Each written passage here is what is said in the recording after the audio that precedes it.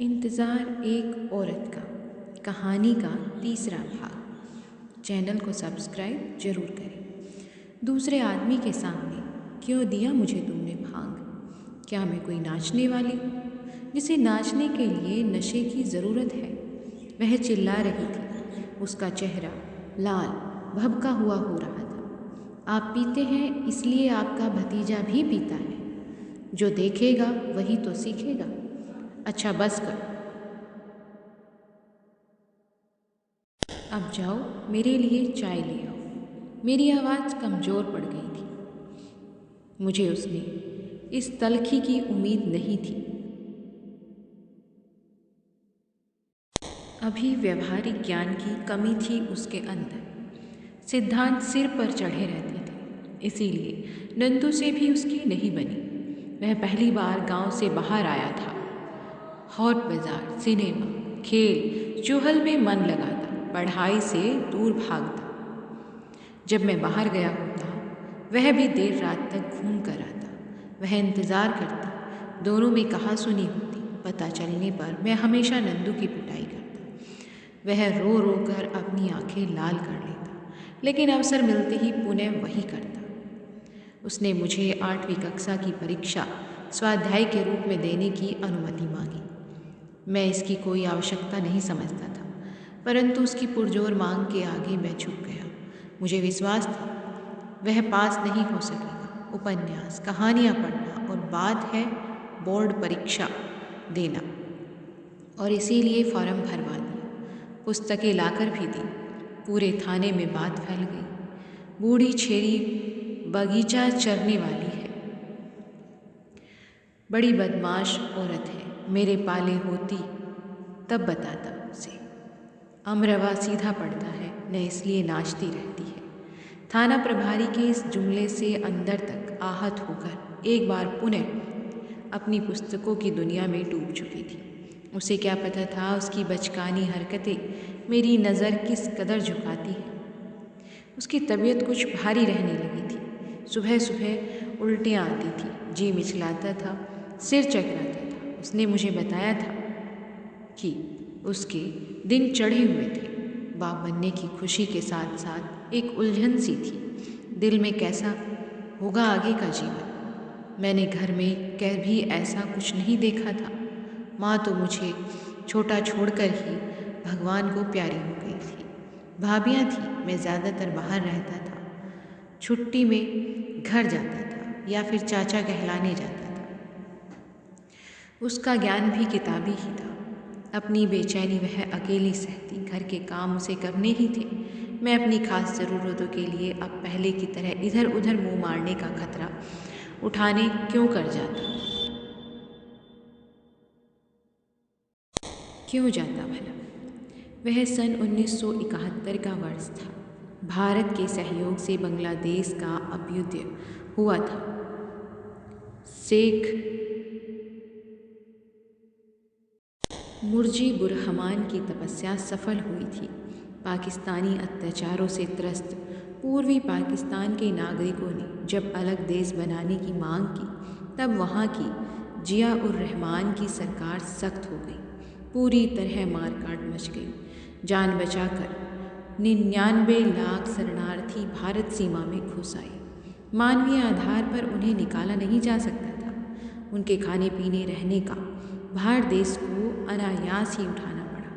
तत्कालीन प्रधानमंत्री श्रीमती इंदिरा गांधी ने जिस समय दहाड़ कर युद्ध की घोषणा की, लगा ट्रांजिस्टर फटकर उड़ जाएगा। सुनकर वह रोमांचित हो गई थी। उसकी मानसिक हलचलों से न मुझे कोई मतलब था न ही फुर्सत थी। अब वह अपनी गृहस्थी में नए नए आए सेकंड हैंड ट्रांजिस्टर पर प्राय समाचार सुना करती। मुझे लगता यह कुछ करने के लिए बेकरार है। जब उसने भिखारी के सेना के जवानों हेतु दान करने का समाचार सुना, तब अचानक उदास हो उठी। मैं तो इससे भी गई गुजरी हूँ। इस आप तत्काल में भी घर के अंदर खाकर सो रही हूँ। उसके स्वर में पछतावा था। नंदू की शरारतें घटने की बजाय बढ़ रही थी। मेरी अनुपस्थिति में वह उसे तिकनी का नाच न चाहता, यहाँ तक कि वह थाने के कर्मचारियों से उसके नाम पर उधार मांगकर खर्च करने लगा। मुझे पता चला तो अच्छी खबर ली मैंने। अंत में हार कर उसे गांव भेजने का निर्णय ले लिया। उसने बेटे को जन्म दिया था। मोटे ताजे सुंदर से बेटे का मुख देखकर मानो मैं अपने आप को भूल गया। मुझ अभागे के घर खुशी इस प्रकार आएगी मैंने कभी सोचा भी न था, क्योंकि शिशुपालन में दोनों अनाड़ी थे। मैंने काम करने वाली कुंता को बच्चे की मालिश आदि के लिए कह दिया। वह समय निकालकर परीक्षा की तैयारी कर रही थी। मुझे रत्ती भर भी उम्मीद नहीं थी कि वह पास हो जाएगी। प्रसन्नता कम और सदमा अधिक लगा मुझे जब मैं उसका रिजल्ट लेने गया। जिला शिक्षा अधिकारी ने मुझे अजीब सी नज़रों से देखा था। कौन है आपकी? उसका प्रश्न मेरी समझ में ही नहीं आया। पत्नी है सर, मेरे मुंह से निकला। आश्चर्य, सभी विषय में विशेष योग्यता मिली है इसे तो। बहुत होनहार है यह। उन्होंने मार्कशीट मुझे दे दी। उसे देखकर वह एक बार दृढ़ता से खड़ी हुई, चिड़िया सी चहकी, फिर रोज के कामों में लग गई। लगा जैसे वह झीना सा पर्दा जो होली की रात हमारे बीच आ गया था, ज़रा और घना हो गया। मेरा ट्रांसफ़र हुआ, हम शहर आ गए। वहाँ जीवन यापन देहात से कठिन था, क्योंकि सभी चीज़ें खरीदनी पड़ती। आमदनी बढ़ने के बजाय घटती गई। आगे की पढ़ाई का निर्णय उसने स्वयं लिया।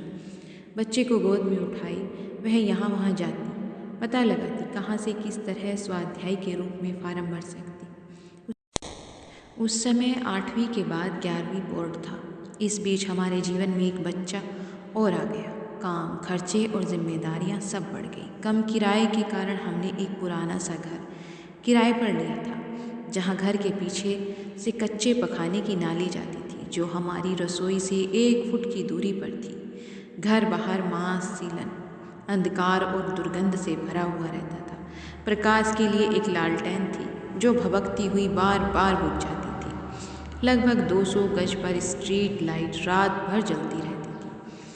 वह वहाँ जाकर पढ़ने का प्रयास करती, किंतु अधिक ऊंचाई के कारण वह ठीक से पढ़ नहीं पाती थी।